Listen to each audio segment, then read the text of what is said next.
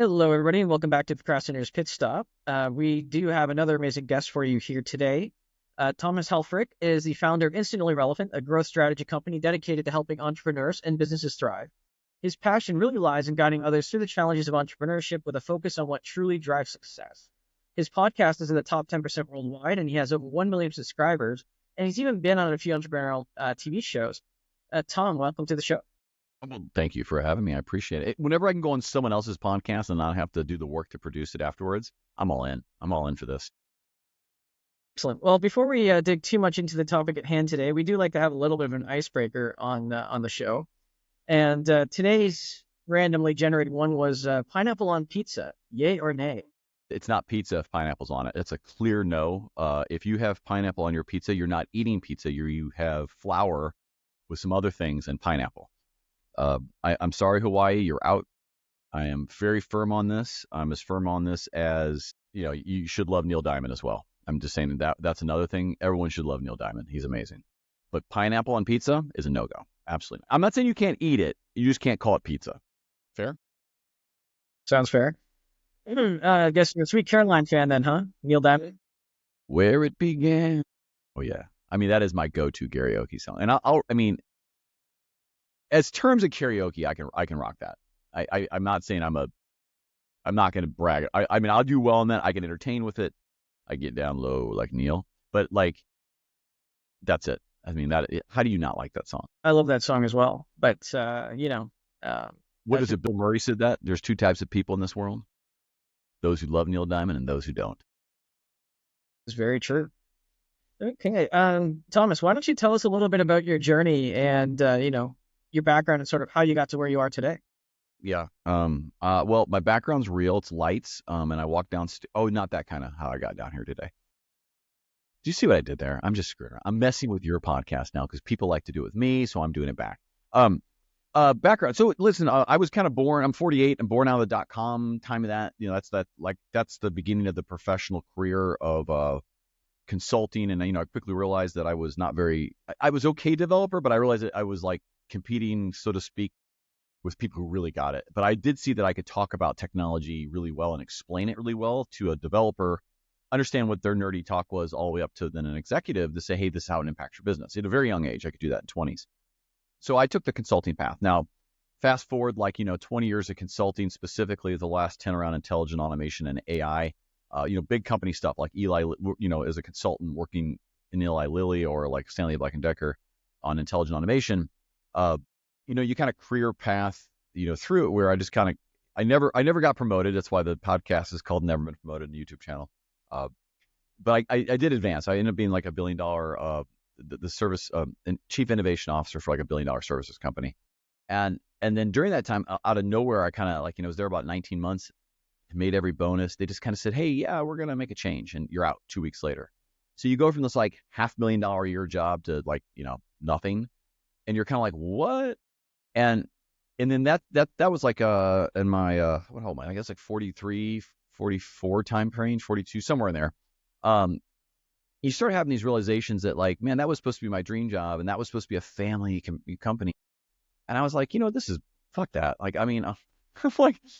I'm not doing that anymore because I realized that none of it is actually, it's a lie. So to me, employment for somebody else is a lie.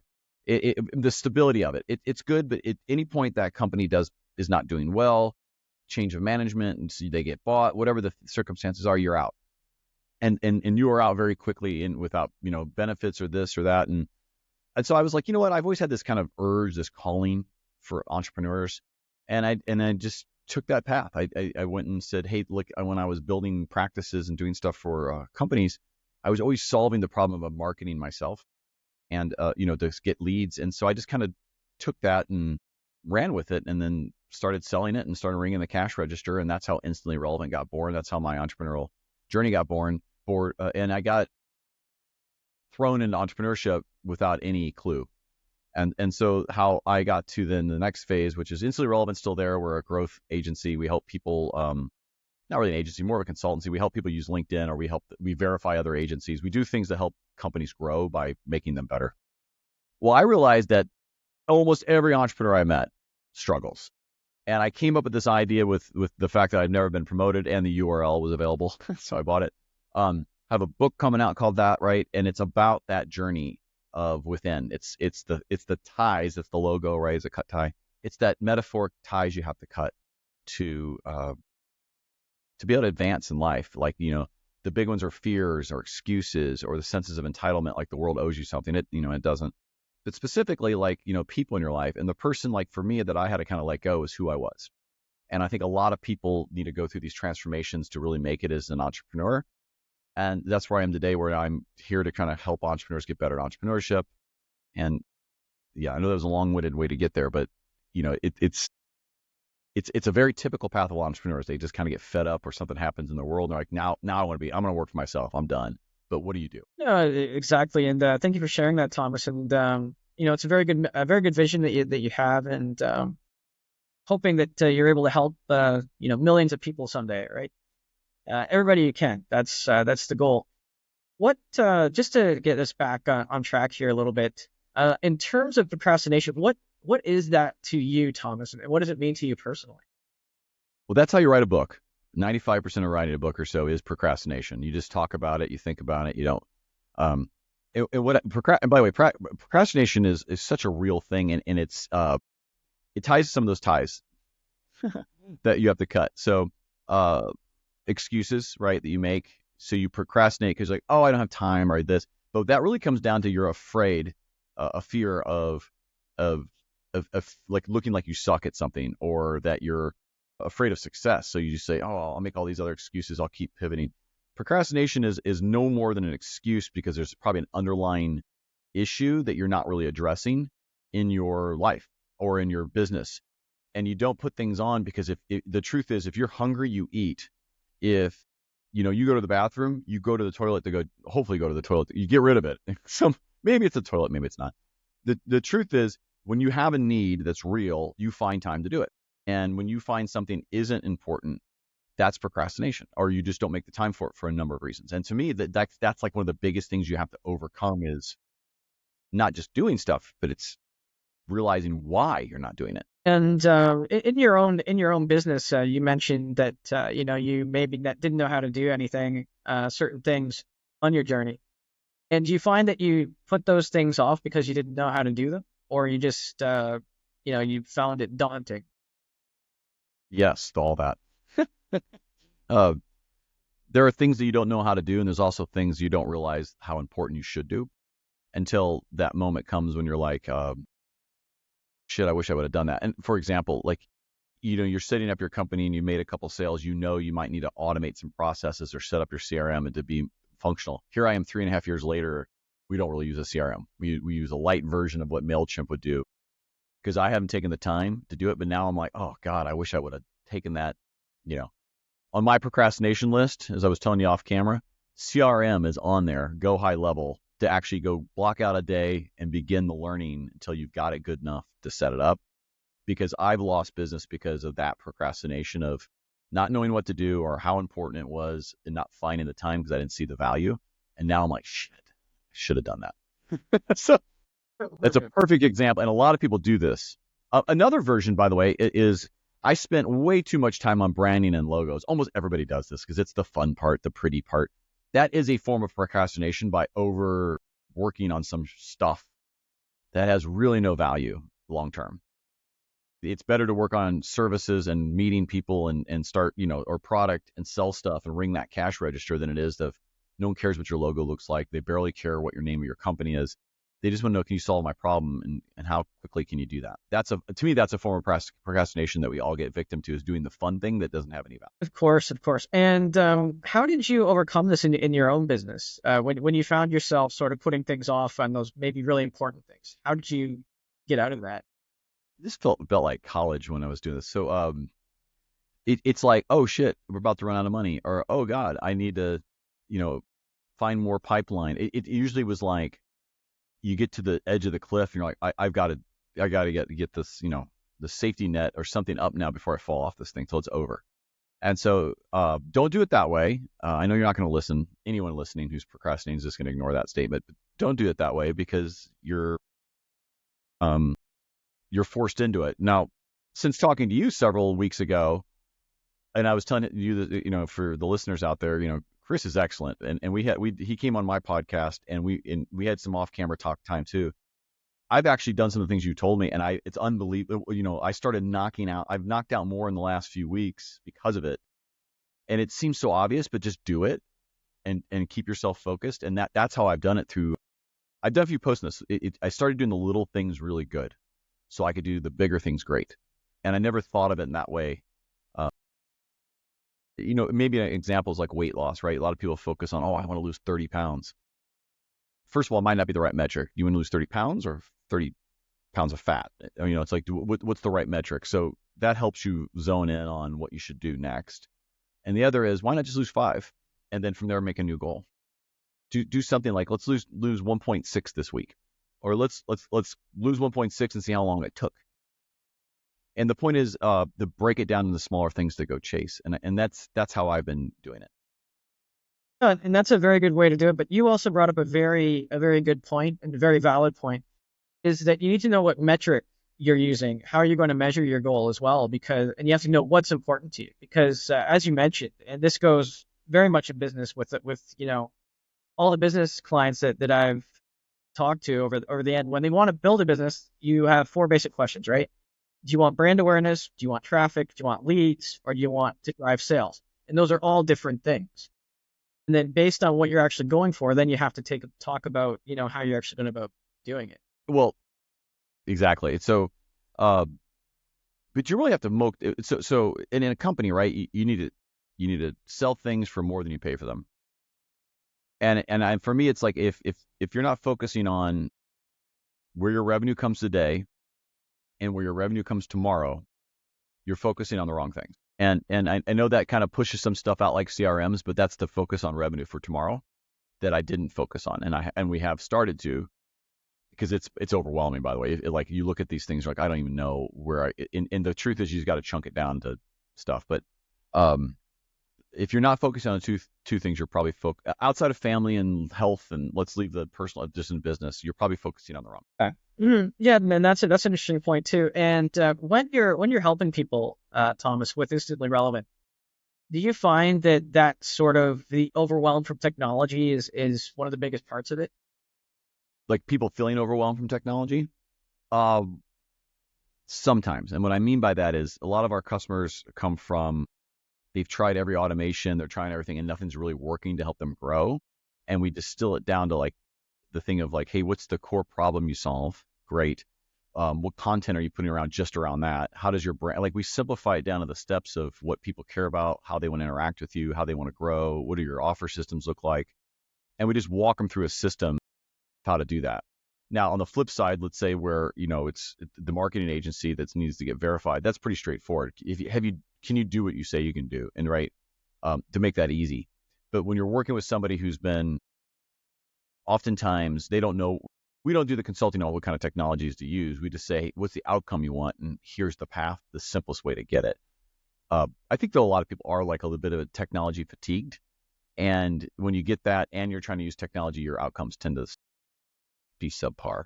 I don't want to say suck, but subpar. Oh, and I'm not going to answer your question, to be fair, Chris, but and just to go back a little bit on the technology aspect of it, I know that just going over your website, you're sort of you have a very different view of AI. I mean, what is your take on AI? Yeah, I mean, my background is based on 10 years of consulting on the subject, right? For big companies, speaking globally on it. So my background is not marketing; it is advisory consulting on growth and using technology. So my take on AI is very simple. Don't call it artificial intelligence. Think of it as augmented or accelerated intelligence. And you should use it as such to accelerate you and augment you, not replace you. When you're replaced, that's typically automation, which is not AI. Automation is the repetitive steps and actions that are taken by technology that you would have done that have defined outcomes. Where AI plays in that is sometimes on the decision-making parts of automation that most people aren't going to use that technology because it's too complex to come up with the contextual data to be able to have an AI make it an informed decision. That's a big company thing. For most people, use automation to do things that are known, repeatable, send it out, and then leverage AI as you need to augment that process or yourself to go a little bit faster, to be a little bit smarter, a little more informed, a little better communicator, that kind of stuff. So I think people got to realize that those two are, first of all, they're different, and how to use them are completely different. And you bring up a very interesting point there as well. Augment and to not to enhance and to not replace. So many small business owners fall into this trap, and I have to admit that I started kind of that way too, but I've since stopped doing that. And they go to the AI and they go to ChatGPT or they go to Gemini or they go to wherever and they say, hey, write me an article that's going to be okay. And then they post it on LinkedIn with LinkedIn or wherever with sometimes information that is all right, but very generic and kind of garbage, or it brings up stuff that's not uh, relevant at all. So how do you react when you hear clients do that? When they're doing AI with specifically around content that's not interactive, or how do you mean that? So make sure I got that question correct. When they're just using AI to just write all their content for them. Yeah, don't do that. I mean, it sounds so vanilla. It's very, if you have the word tapestry, the tapestry of life, or imagine, like, I know it's an AI thing immediately. Uh, you take your ideas, you and write it or speak it, and just brain dump an idea and ask AI to say, hey, don't add anything new, just make this flow better, remove. But if you're just like, hey, create me something new, you're not going to get anything good. And the truth is, though, most of these like social media platforms in particular, or Google, they're doing AI checks on this, and more you get down the road, they're going to favor original content over AI generated content. I'm not saying the AI checkers are perfect, because they look at, I think it was the Declaration of Independence, and it said that it was AI written. Maybe we're in a matrix. We can go down that path. It's possible. I don't know. Or maybe people from the future came back and said, hey, this is a better document version. I don't know. But as of right now, it appears that it was just well written, and that's then flagged as AI written. Anyway, I digress. But the point is on that is, don't do AI completely. Use it as a way to enhance original thought, not create your original thought. Gotcha. So enhance the original thought, but not create that original thought for you. And just in general in business, do you think that all this automation is going to make us lazier? No, I think it's the opposite. It increases productivity. So I think one of the major factors in the U.S. or any country, when you see productivity levels go up, economic conditions go up, just general health of a company or an economy goes up. I know it's kind of a little big world thing, but the truth is, the more productivity we can have relative to other countries, the further you'll move through technology, through services, through innovation as a whole. So it only increases our ability to create, execute, do, and then evolve into what's next of how a human works or does, and what kind of jobs or thinking activities they do. And just to play devil's advocate here, okay, productivity goes up, but then are we not creating like a codependency? So if at some point, if Google ever goes down, I think I can safely say that we're pretty screwed, right? Like I know I would be. So by having these new systems come in, are we creating a codependency and just setting ourselves up to fail in the future for when these systems might go down? I mean, sure. I mean, it's a bit apocalyptic to think that, well, absolutely, if we lose power, right? Like that's like, yeah, I mean, GPT's down, everyone runs their head around.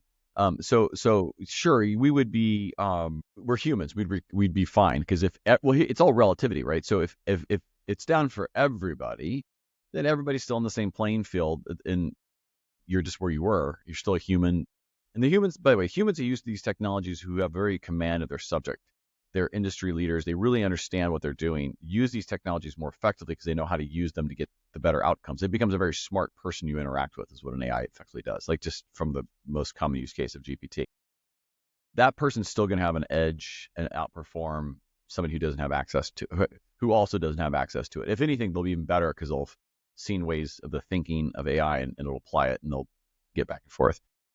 Sure, if we all go down, but honestly, I don't think it'd be such a terrible thing to be out of technology. We have to go back to some candles and no cars for a while, and humans might re-evolve, but I don't think it's going to come to that. Unless we get a giant solar flare, but even then we got batteries, right? So that's fair enough, a fair point. And how important is that human connection for you in business? 100%ly the most important thing. And so I think as we get more and more into technology, I think more and more people do crave, they do crave that human connection again. And you see this since kind of COVID days, where more people are wanting to get back in person, say hi to people. The Zooms are become like, the video conferencing has become kind of the standard over a phone call, just so you can see someone. But when you meet them in person, it really helps. I know I personally uh, crave it a little bit more. I used to be much more on the road doing things, and with pulled back during those kind of COVID years. But I think you'll see a big push more and more. And here's the thing, that it's because it ties to the thing called authenticity, right? It's a real person really in front of you, and are they really the way they look like, talk like, and act like when you see them online? That's a big part for people to start building trust in you and your company or your brand or the people you work with. So it's ultimately the most important thing, because machines don't sell to machines. You're ultimately selling and interacting with humans. And actually, that's a good segue into your on your website. You have this little diagram, right, of how you become instantly relevant and how you keep your profile clean, authentic, and you also said altruistic, right? Could you explain a little bit more about that? Yeah, so part of our the idea in the system we have is based in altruism, so it's in service of others. And so this is beyond LinkedIn, guys. So anyone listening here, like I will give you here, if GPT picks this up later and it's doing a summary, this is a point to remember right here. All right. Weird pause. Everyone's ready? Pen ready? Okay, here we go.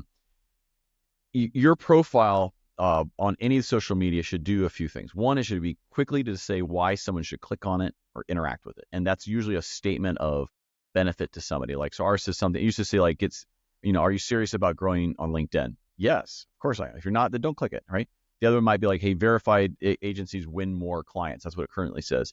Because, well, I want to win more clients. So I'm interested, and the photo is interesting. So my photo is professional, but it's me cutting the tie. And usually people look at it like, what's going on there? It draws someone in. That's the first thing, because I'm doing something to attract. So it's a UN.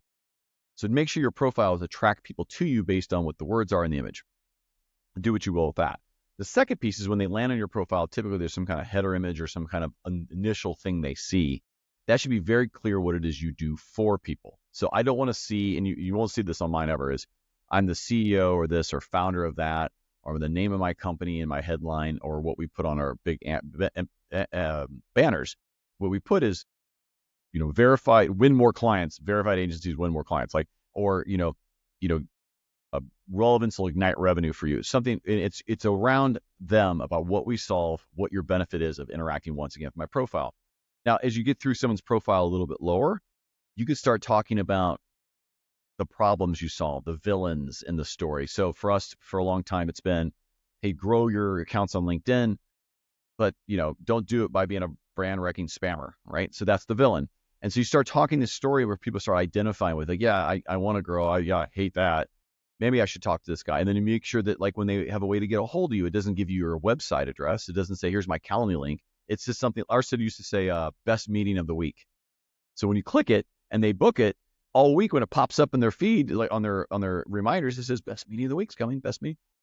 That's why you click it. There's a reason. It's the best meeting of your week. How can you not click that? Or get your free download, or start your verification process for free.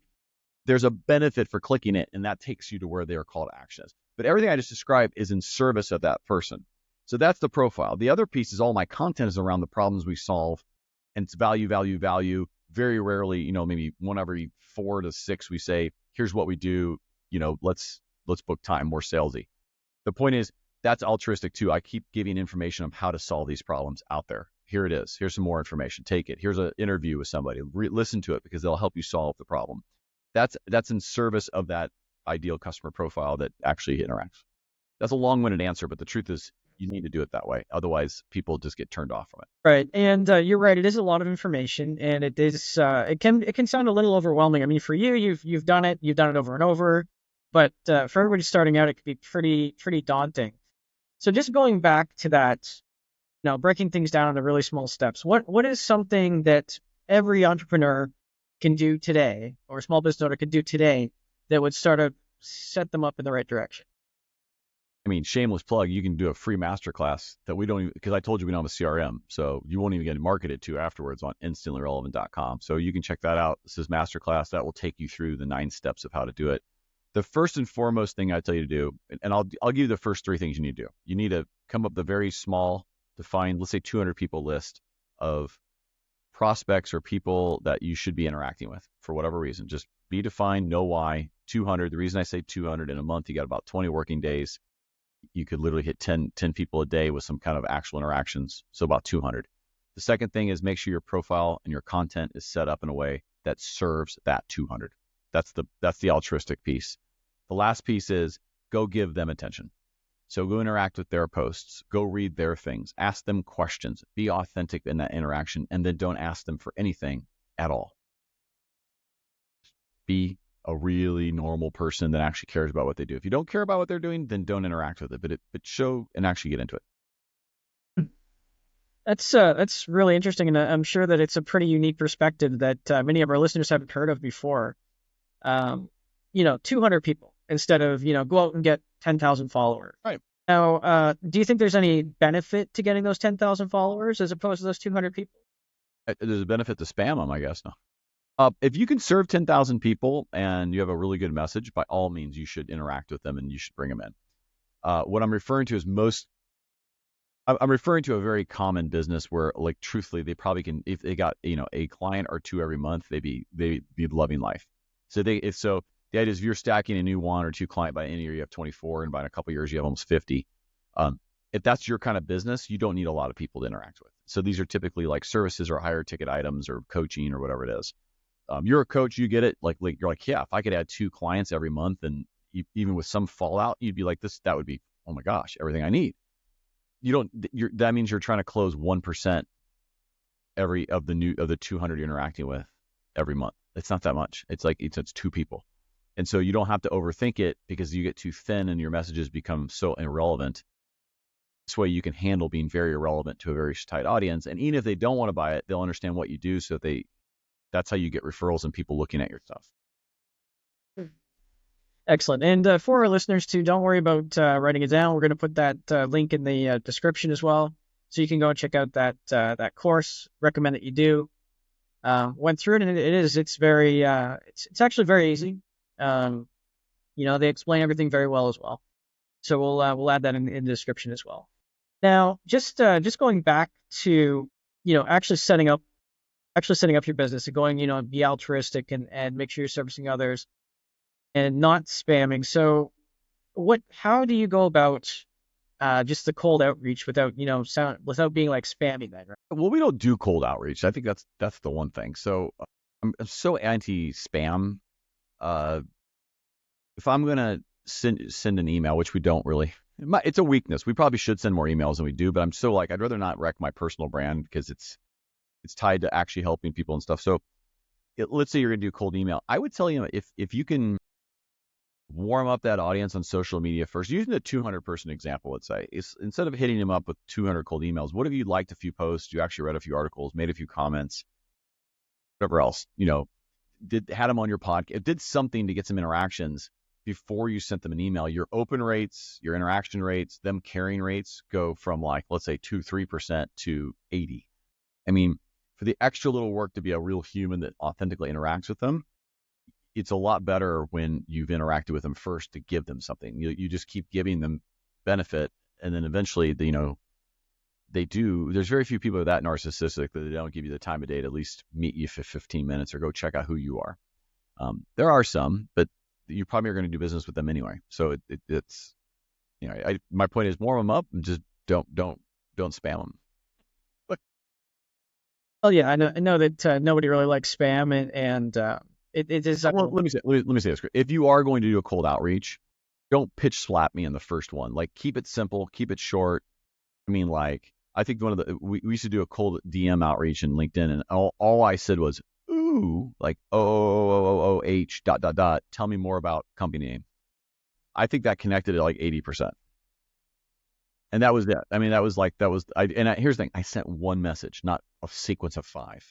So if you're using your personal account, don't do the sequence of 5. Be very careful. If you're using dummy accounts or you're tricking the system, then sure, burn through those if you want. But your company brand is attached to that, and be conscious that that's not a smart business move long term. Well, it definitely isn't. The internet is forever, and people can look it up. It is forever unless we lose that power in the future apocalyptic state that you talked about, like Oh, I'm sure somebody will have a backup in a bunker somewhere. right, with ammo, lots of ammo. Don't worry about the ammo. Exactly. Now, you talked a little bit about your book. I'm going to hold you to this. Your book is coming out when? It is in. I believe it will come out this year, and the reason I say that is because after the kind of the next round of just finish these few things, it goes to our publisher, of which then I have no clarity of how long that takes from there. So my book, I believe, will go out this year in print, or at least a print on demand for Amazon.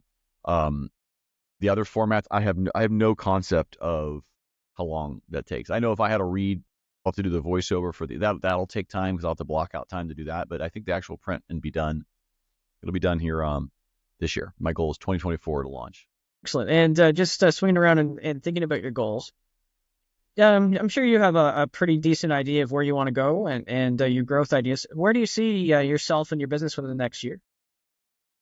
If I fast forwarded a year from now, I ask this question a lot on my so if I fast forwarded and it's 2025 here and it's about September and I'm looking back, we've grown the Never Been Promoted channel to a few 100,000 more subscribers. We have Cut the Tie is launched. It's the community. It's the action of Never Been Promoted. It's where you go to get help and give help. That is launched, and we have 100 strong members there, let's say. And Instantly Relevant is fully pivoted to become a verifier of marketing agencies. So being the lead thing, what we're known for and done for. And then the reason for that is, to me, it's just a better business model, and I think it solves a bigger problem. But we have fully done that. So a year from now, we've moved to that new model on the business for Instantly Relevant, and Never Been Promoted is, and now in the top 5% global. We'll go there, and then and YouTube just is trucking along with it. Let's say. All right, well, those are some very good goals, and I look forward to actually checking up on those in the next year and seeing. You're going to be on there. You're going to be in the Cut the Tie. You're going to be on the podcast again. But you're not an agency, so I probably won't be verifying you, but that's okay. That's hurtful. That's well, you're not a marketing agency, but I can help you with the growth side of it when you're ready for that. But to get there, right? I'm going to come back to the procrastination idea.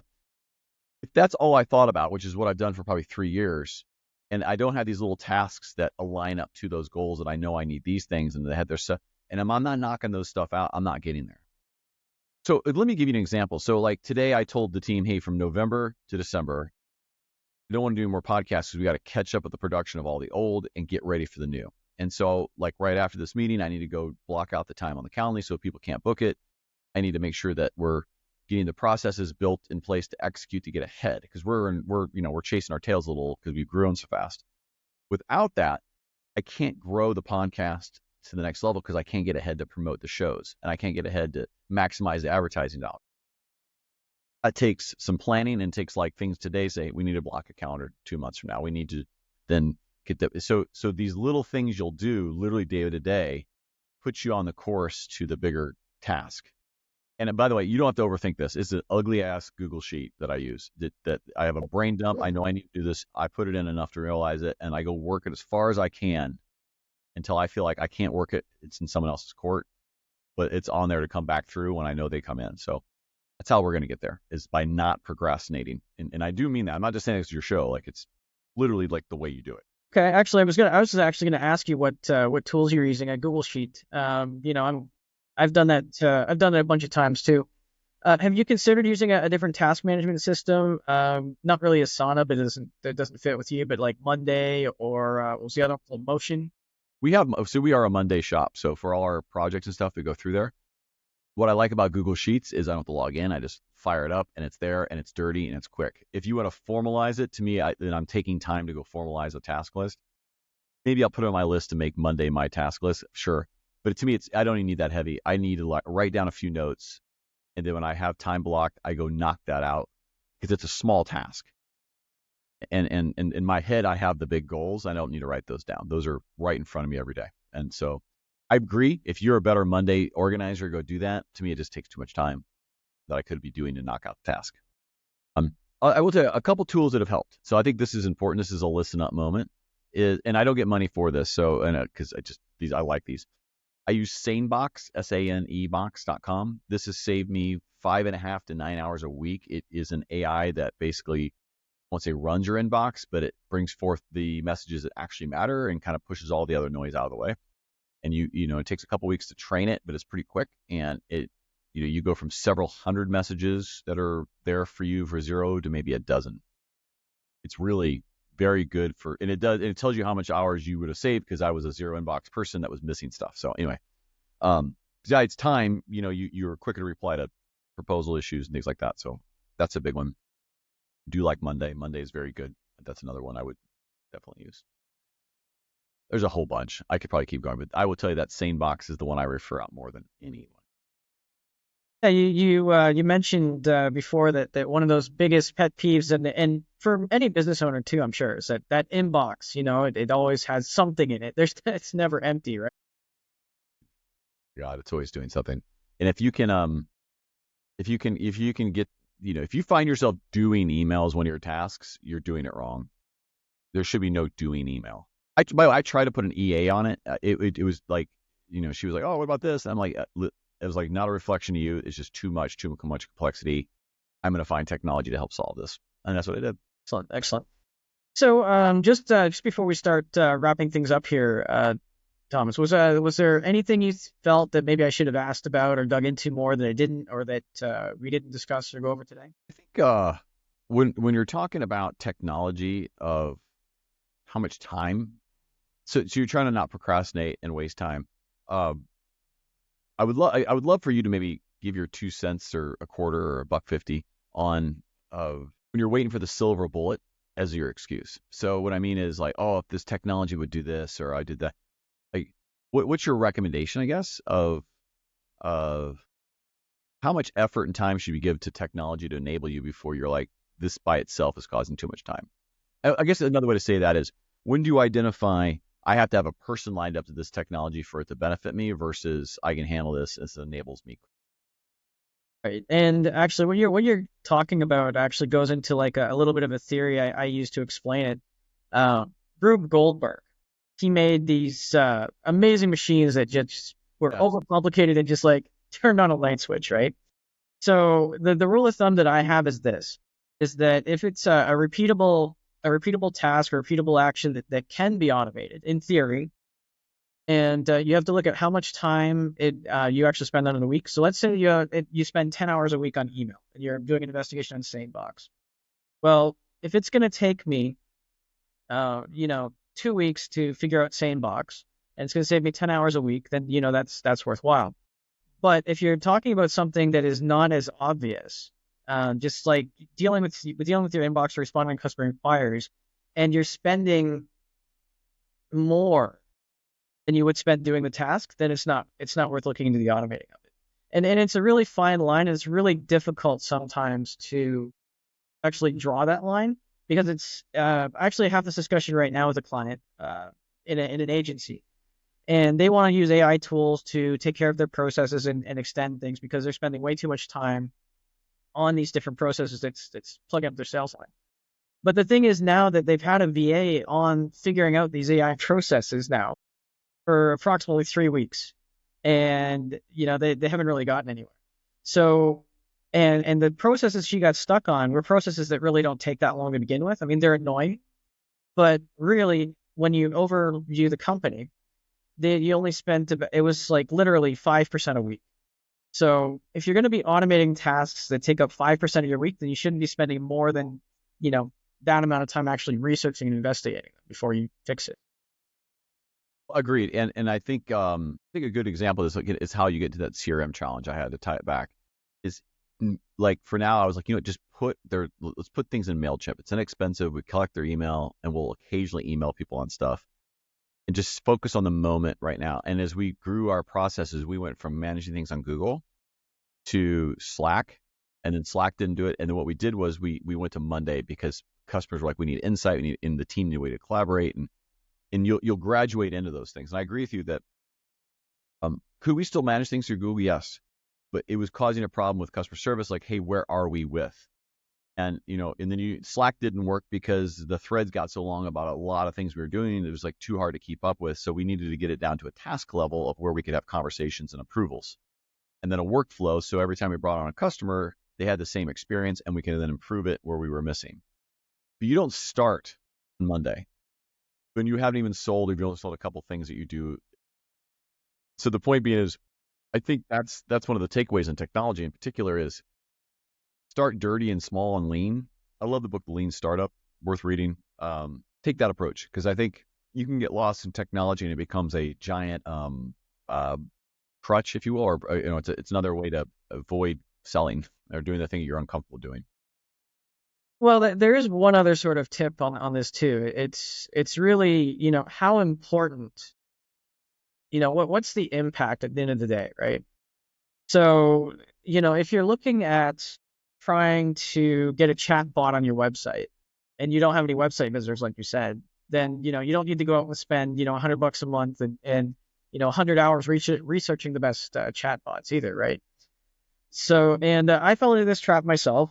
I went out there and sometimes when you're working with business coaches or you're working with business development experts, you have to be careful too. And you have to specifically say, I'm a startup, because if you don't, they're going to come back to you with this big list, and, $100,000 later, you're spending to set up a lemonade stand, right? Right. Well, exactly. And knowing where you are, when you are in the process matters. So, yeah, agreed. The chatbot's a great example of where I'd like one, but I don't have enough visitors on there, because our website has always been, these guys check out, like, get some more information. People buy through LinkedIn. Typically, they contact me there. But as we pivot to something comes out of LinkedIn, it becomes something bigger, ties into YouTube and other things, then I do probably need one in there. I don't know which one, but it's on my tasks of, hey, well, I'll need a chat bot at some point, but it's not a priority to go look into it until it becomes a problem. Or until I think it can increase sales to pay for itself, say it that way, or reduce labor costs and labor, so it's on there, but I'm not going to go look at that until we're getting like tons of traffic from the ads, and now we probably should put a chat bot on there so people can ask questions instead of just saying, screw it, I don't know. Right. So, yep. Okay. Great example. We're coming up here. I'm gonna start wrapping things up. Any last words or final little nuggets you want to drop there? First of all, thanks for having me on. I like this conversation. This is something. I'm glad you're cutting it off, because we can just keep going for another hour. I would miss 2 meetings and I would make an excuse. So just would cause more work. Listen, just if anyone wants to get a hold of me, you can, linkedin.com/n/Thomas Helfrich. If you want to check out what we do for marketing agencies to help them sell more, that's at instantly-relevant.com. And if you've got a story for entrepreneurship you want to tell, come on the Never Been Promoted podcast. And you can find everything you need to from there at neverbeenpromoted.com.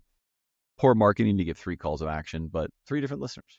Okay, well, don't worry about, I know that was a lot of information to take in, but as always, we are going to put that in the show description, so you don't have to worry about scrambling for your pen or paper right now. And again, Thomas, thank you for being on the show. And to our listeners, thank you for tuning in again. And just keep tuning in to get your dose of motivation, inspiration, or maybe strategy and tips. And if for whatever reason you can't find any motivation or inspiration today, just go out and be that inspiration and motivation for someone else. And we will see you again next time.